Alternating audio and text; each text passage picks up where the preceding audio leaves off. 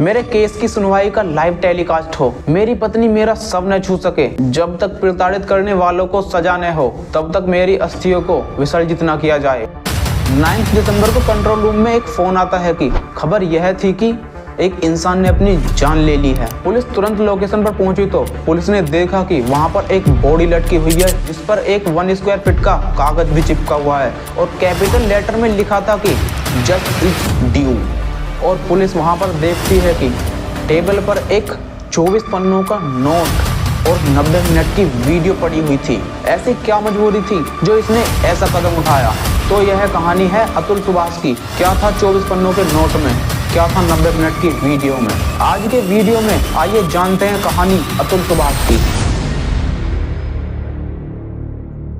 अतुल 34 साल का AI engineer था जो अपने माता पिता के साथ बिहार में रहता था। अतुल एक मिडिल क्लास फैमिली से बिलोंग करता था। अतुल के जो माता पिता थे कोई बिजनेसमैन या बड़े आदमी नहीं थे, वो बहुत मिडिल क्लास से थे। उन्होंने काफी मेहनत करके अतुल को पढ़ाया लिखाया और एआई इंजीनियर बनाया।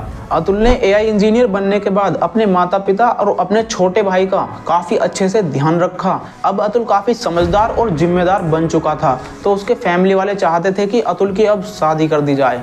अतुल ने माता पिता की सुनकर शादी.com पर एक अपनी प्रोफाइल बनाकर डाल दी।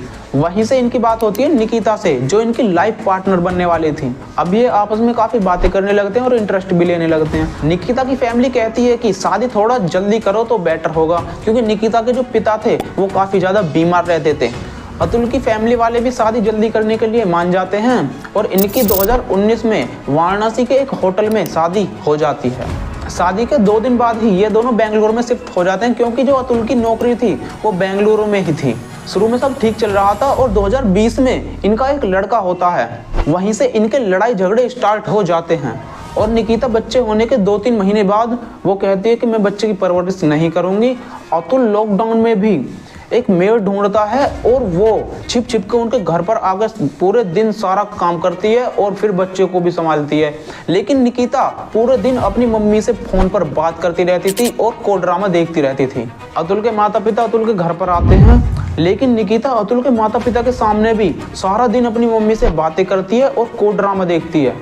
अतुल सोचता है कि निकिता की जॉब लग जाए, जिससे कि वो सारा दिन काम में व्यस्त रहेगी और ऐसी नेगेटिव बातें उसके दिमाग में भी नहीं आएंगी और वो खुश भी रहेगी। तो अतुल कई कंपनियों में अप्लाई करता है उसकी जॉब के लिए और काफ़ी मेहनत करके उसकी एक जॉब लगवा देता है। निकिता की जॉब लगने के बाद अतुल उसे रोजाना 14 किलोमीटर छोड़ने जाता था, फिर अपनी जॉब पर जाता था, फिर जॉब से आके उसे 14 किलोमीटर से लेने जाता था।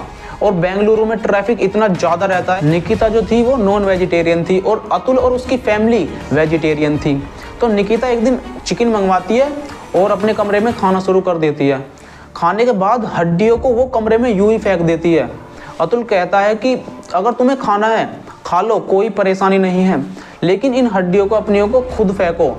वो ऐसा कुछ भी नहीं करती। निकिता ऐसा कई दिनों तक करती है, लेकिन अतुल अभी तक भी सब सहन कर रहा था। फिर निकिता की जॉब चली जाती है और निकिता सारा दिन को ड्रामा देखती है, माता से बात करती है और उसका एक रिलेशन और था, रोहित नाम का लड़का जो उसके पिता का दोस्त था, वो उससे भी काफ़ी बातें करती है।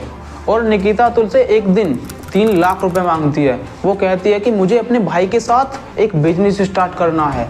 वो कहती है कि बिजनेस के थोड़े दिन बाद ही मैं आपके पैसे लौटा दूंगी, और अतुल पैसे दे भी देता है। अब निकिता और अतुल के बीच काफ़ी कम बातें होती हैं। कुछ ही दिनों बाद निकिता अपने बेटे को लेकर 2021 में अपने घर चली जाती है और इसी दिनों उनके पिताजी की भी मृत्यु हो जाती है। और निकिता अतुल से हर महीने अपने बेटे के खर्चे के लिए 40,000 रुपये भी लेती है।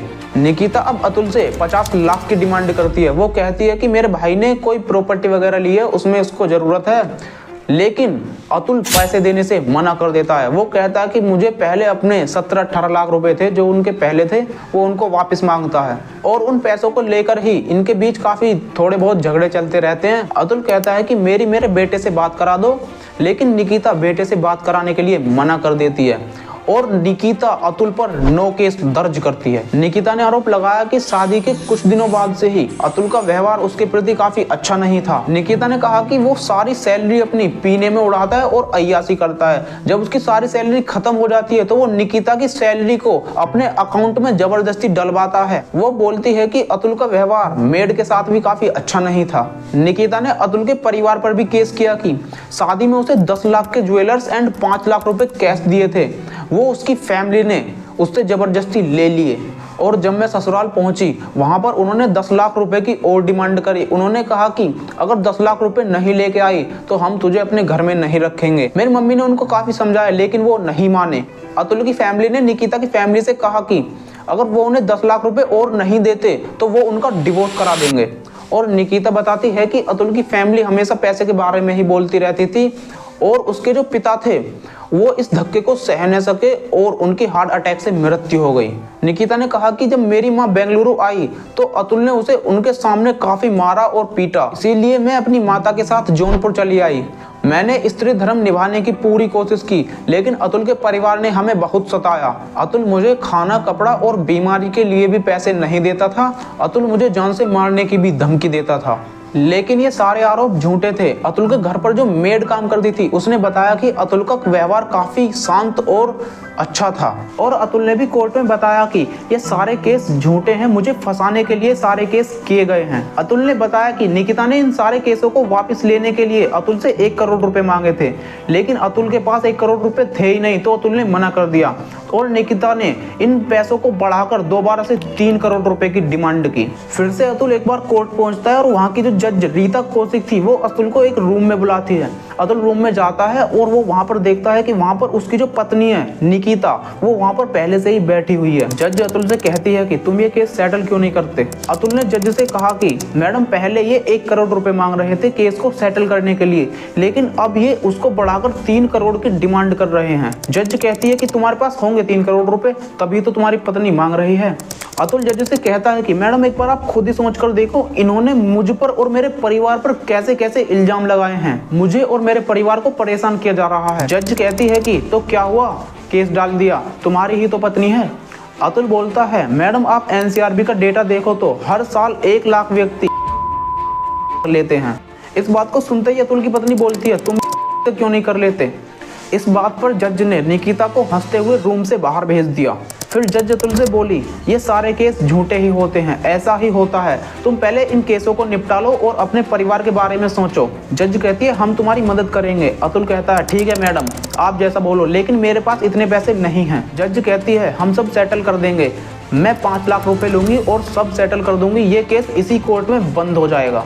अतुल जज से कहता है मैडम मेरे पास इतना पैसा नहीं है, हमारे पास सारे सबूत हैं, केस की पूछताछ में मेरी पत्नी की कितनी बातें निकल कर आई हैं, आप हमारा केस मेरिट पर सुनिए। जज कहती है ठीक है तुम्हारा केस मेरिट पर ही सुनेंगे, तुम बाहर जाओ। डेट आती है 10 अक्टूबर 2024। अतुल कोर्ट जाता है। कोर्ट के बाहर उसकी सास निशा सिंधिया उसे के लिए उकसाती है और हंसते हुए बोलती है कि अरे तुम अभी तक जिंदा हो, मैंने तो सोचा था कि तुम्हारे की खबर आएगी। अतुल बोला मैं मर गया तो तुम लोगों की पार्टी कैसे चलेगी। निशा मुस्कुराते हुए बोली पार्टी तो तुम्हें मरने के बाद भी चलेगी, तुम्हारा बाप देगा पैसे। पति के मरने के बाद सब कुछ पत्नी का ही तो होता है, तुम्हारे माँ बाप पूरी जिंदगी कोर्ट के चक्कर काटेंगे। इससे अतुल पूरी तरह टूट जाता है। और अब डेट आई 8 दिसंबर 2024। उसका भाई पूरी फैमिली का उसको एक फोटो भेजता है और अतुल रिप्लाई देते हुए कहता है कि हम सब कितने अच्छे लग रहे हैं। और उसी के अगले दिन कंट्रोल रूम में एक कॉल आती है। खबर यह थी कि एक आदमी ने अपनी हत्या कर ली थी। 9 दिसंबर को वो हत्या कर लेता है।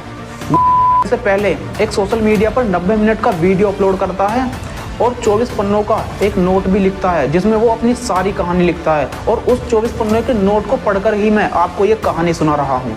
और हाँ, अब निकिता और उसकी मम्मी और उसका भाई पुलिस की कस्टडी में है, लेकिन ये केस अभी खत्म नहीं हुआ है। अतुल का यह कदम इस बात को दर्शाता है कि कैसे मानसिक तनाव और समाज का बिहेवियर एक व्यक्ति को निराशा की इस हद तक ले जा सकता है। यदि आप या आपका कोई परिजन मानसिक तनाव से जूझ रहा है तो तुरंत सहायता लें।